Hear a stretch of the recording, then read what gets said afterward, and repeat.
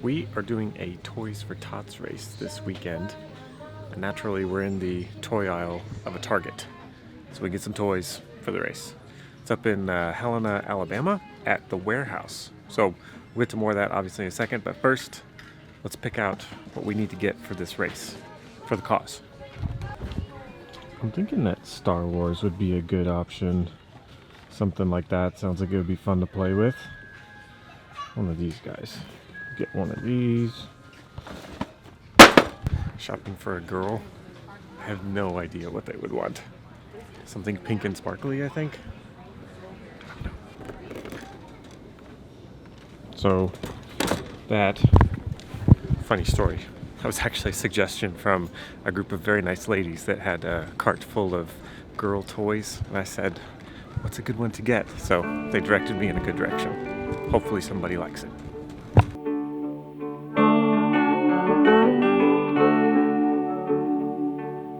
Feel it now every time I leave. It hits me hard and it cuts me deep.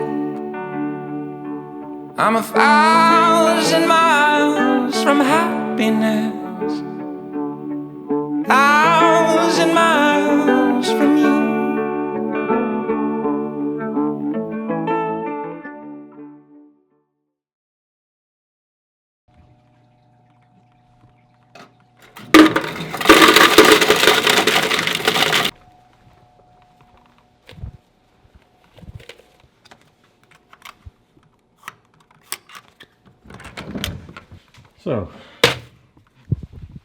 So I guess here's a quick, where's the light? There it is. Ah! There it is. Hi. Bathroom and bed, table. Gonna glue up some tires here in a minute. But fun fact, I always like to stay in La Quinta Inn hotels because company policy is that they allow dogs. So whenever I have the opportunity to bring my dogs and my wife and we can all have fun at the track, that's where we like to stay. So fun fact in case those of you out there who are looking for a hotel where you can take your dogs too. It's a far reach from you to me. I feel the time and the space between. It's 1,000 miles of loneliness, 1,000 miles from you. On our way here on this slightly foggy morning to the track, the warehouse as it's called. Looks like we're just a few minutes away. 7 o'clock, getting a good start. Actually, I think the doors open at 6, but hey, I'm a terrible morning person.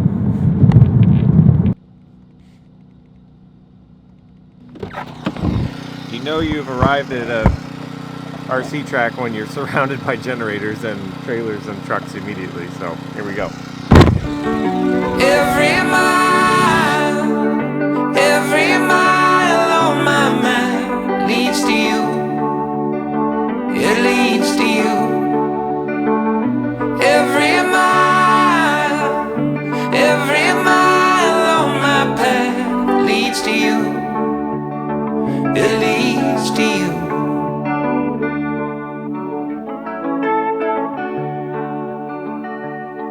I'm not around, but I'm not gone. I miss the bed you're sleeping on. I'm 1,000 miles from coziness, 1,000 miles from you.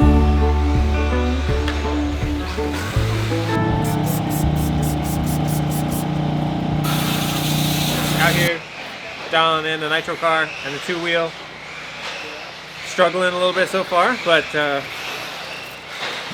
got some good food. Gonna eat this up a little bit. Race 12 on the track, I'm in race 14 for nitro, and gonna see where we're gonna stand here after round 1 of qualifying. But super awesome event so far. A lot of great people, super helpful, super nice, and really looking forward to seeing how this day unfolds. So we'll see how it goes.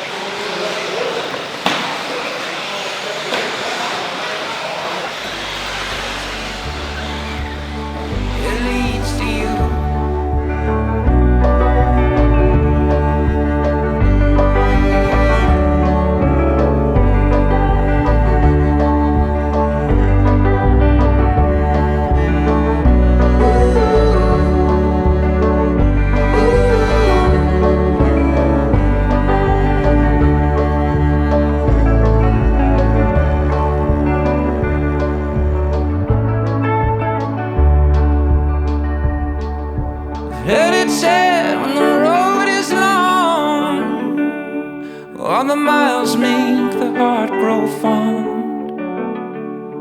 There's 1,000 miles of fondness, 1,000 miles still.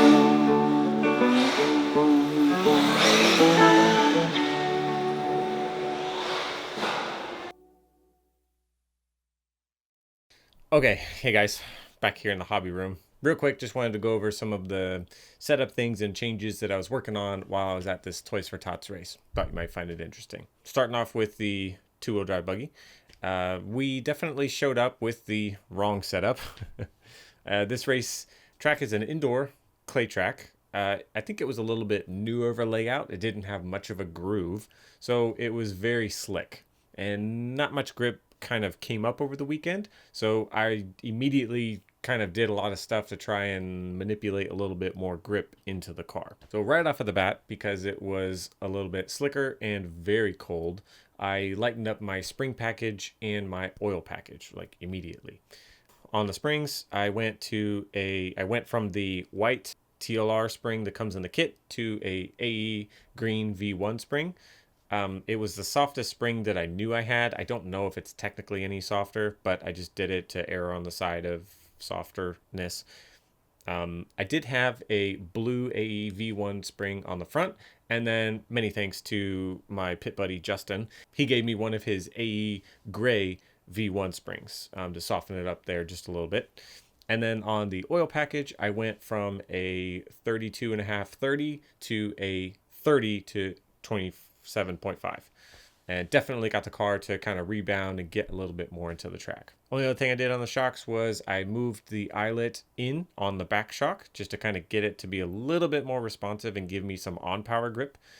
And then we gave the car just a little bit more. We took a little bit of the anti-squat out. I flattened the arm up a little bit because I just really had no on power grip at all. So I went from, I had it at a 0.5 out to a 0.5 up and out. Nothing fancy, just put about 40 grams of weight right underneath the battery to try and get the car into the track a little bit more. And that was about it as far as the setup changes that we had on the car. Soften it up, lightened up the oils, and then put a little bit of weight in it, get the car into the track, and it got better as the weekend went on. And then the rest of it was just getting the tires right and driving the car. With the Proline rubber, we had the positron in the M4 compound and the electrons in the M4 compound up front. I didn't have any pin tires with me over the weekend. It was something that I would have liked to try just to see if it was any better or worse. But these tires definitely got good once I slicked them out in the center and kept a little bit of tread on the outside. That seemed to be where they were the happiest at that particular track.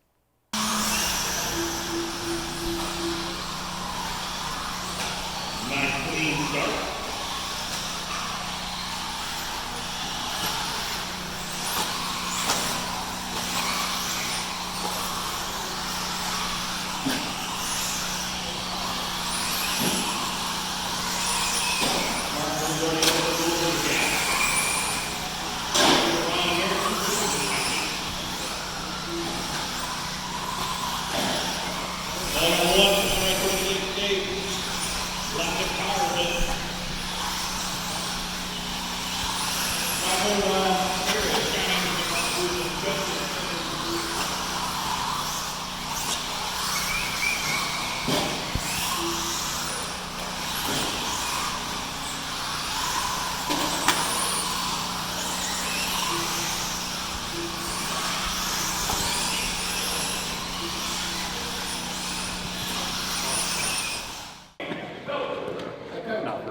Here we go, guys.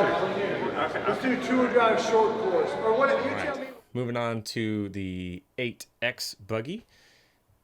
First weekend driving the car. So don't know what I don't know. And we just kind of went with the feel of what I know a little bit and just hope we ended up in a better direction overall.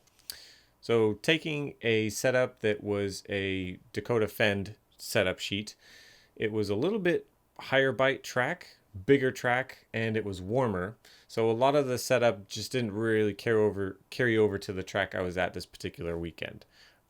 Great indoor facility, but it was a little small for 8th scale, so they didn't really get to open up a lot, and you had to kind of get the car to be a little bit more nimble so that you could get it to really go around the track without forcing it too much. At least that's how I like to drive it. So only setup changes that we did was shock oils were definitely way too stiff. At that temperature, I would drop the car on the setup board and it almost didn't come back up at all. Went to some considerably light shock oil, in my opinion, for an 8 scale car. We went to 35 up front to 30 in the rear. I was at 42 and a half and 37 and a half, and it just, like I said, the car almost had no rebound whatsoever. So lightened it up and the car felt a lot better. Got into the track, jumped, landed just fine. That was a good move. Only other thing I did as far as setup change from the box and the kit setup that I had on there was, I think the sway bar is a 2.6 out of the kit, and I went to a 2.5. Or it might have been a 2.7 and I went to a 2.6. Whatever it is, I just went one softer to kind of get the rear end to flex just a little bit more. Try to get a little bit more grip out of it. As far as tires go, we were on the slide locks in the M4 compound for practice and qualifying in round 1, and they felt great. I can see that tire is probably pretty versatile almost anywhere I'm going to go with it, so really like that tire.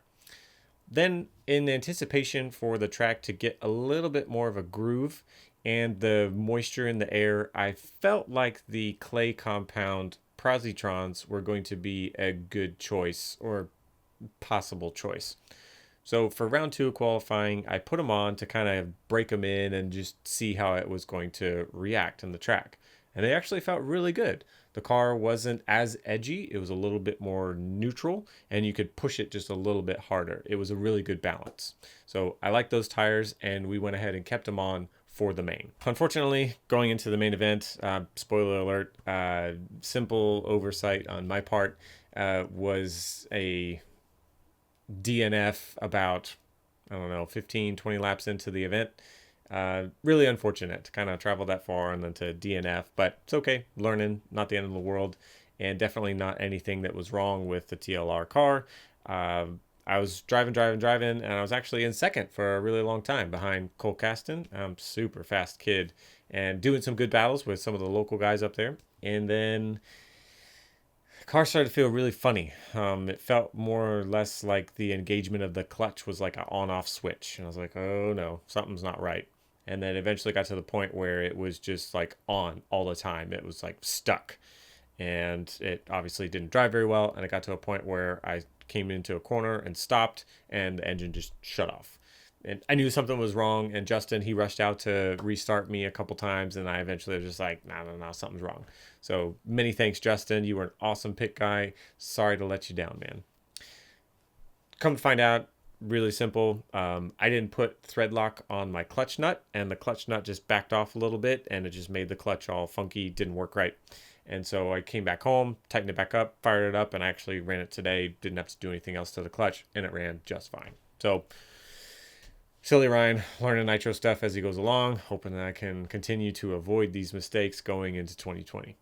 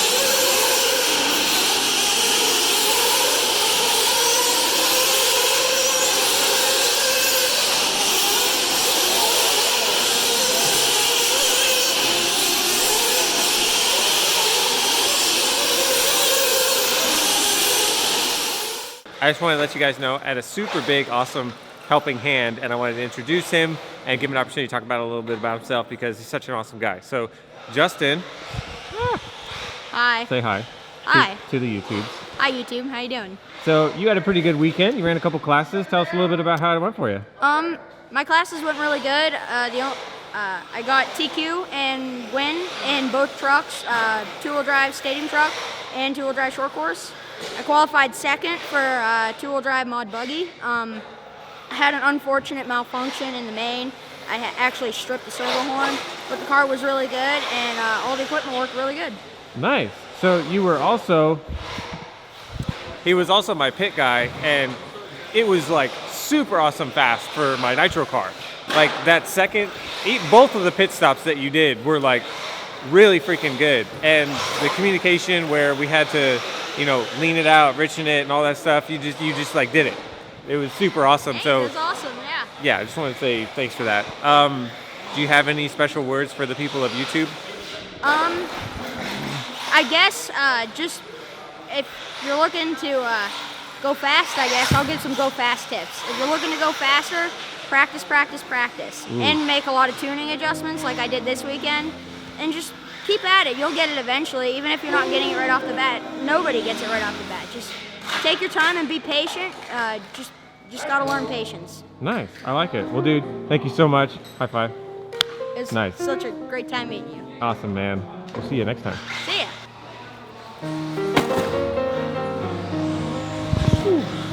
Well, it's gonna wrap it up for the Toys for Tots race down here at the warehouse. Such an awesome race. People were wonderful, super hospitable. Thank you to everyone that was here and fed me and gave me a place to pit and helped me pit my cars and everything. It was just tremendous. Thank you so much. Anyone that's in the area, definitely come check out the warehouse. Super awesome track. So that's gonna be it for this one. Thanks guys so much for watching. Hope to see you guys in 2020 and beyond. So best of luck and happy holidays to those of you at the time of this video. And we'll see you in the next one.